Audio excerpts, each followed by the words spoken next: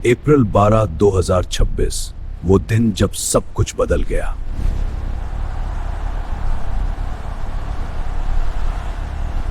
Viktor Orban, एक populism का बादशाह, एक ही रात में हाथ से निकल गया।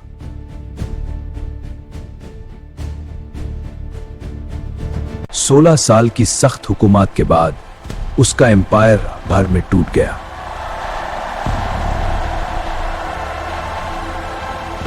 लेकिन यह सिर्फ हंगेरी की कहानी नहीं, बल्कि एक नए दौर का शुरुआत है।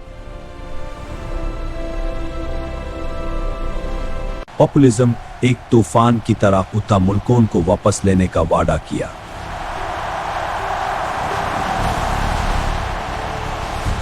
ट्रंप, ओरबान और दूसरे लीडर्स ने लोगों के गुस्से को अपना हथियार बनाया और जीत गए।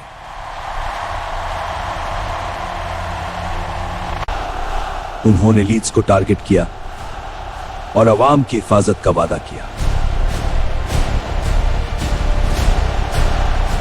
कई सालों तक यह फॉर्मूला काम करता रहा।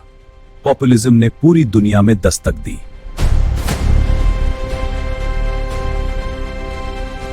ट्रंप का ब्रांड रुकने का नाम नहीं लेता था। मागा हर जगह था।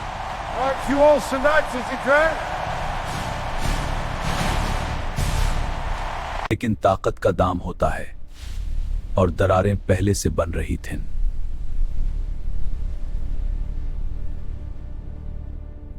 टू 2025 के आखिर तक ट्रंप का अप्रूवल रेटिंग्स तेजी से गिरने लगे।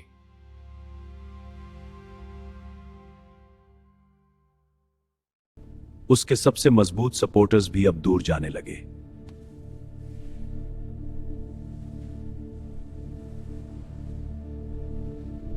नॉन कॉलेज वोटर्स जो उसकी बैकबोन थे, अब उससे मुकर गए।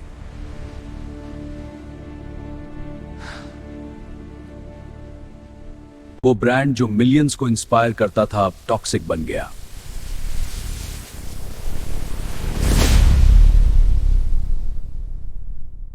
फिर आया अप्रैल 2026 और ओरबान की शॉकिंग हार।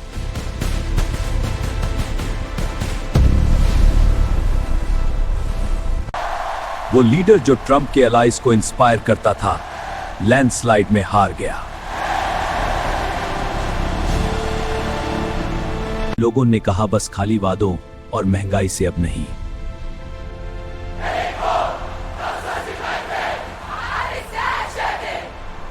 पॉपुलिज्म का जादू एकदम से खत्म हो गया।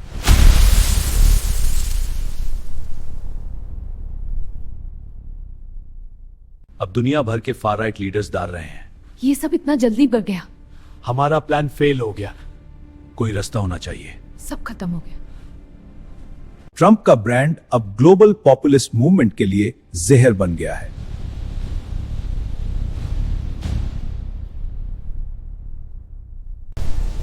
क्या ये पॉपुलिज्म के दौर का खात्मा है?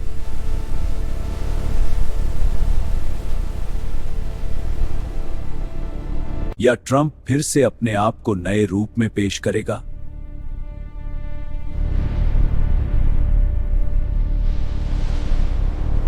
एक बात पक्की है, 2026 ने खेल बदल दिया है।